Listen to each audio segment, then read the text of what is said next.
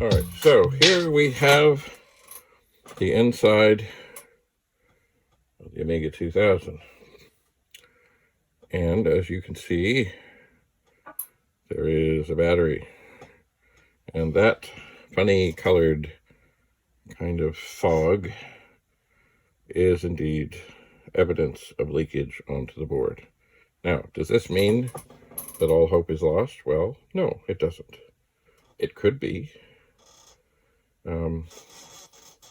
But I'm hoping it's not. As you can see, the area of the board that is affected doesn't have a whole lot of traces. It's got a lot of big area, but there are a couple of traces that run underneath, and that could be troublesome. It could be. In the past, I found that it really, it just depends. It just depends on how bad things have got. This leakage looks pretty extensive. I can see corrosion on the battery. And yeah.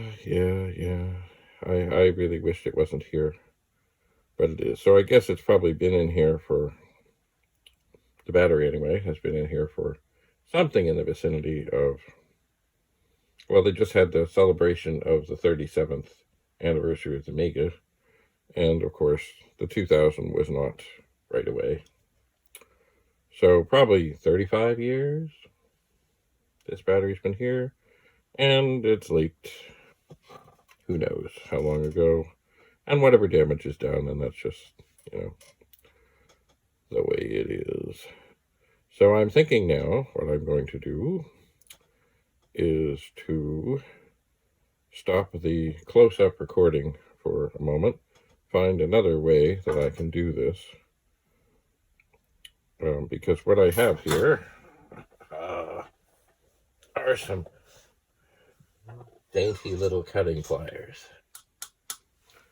And my plan is to try and get at the,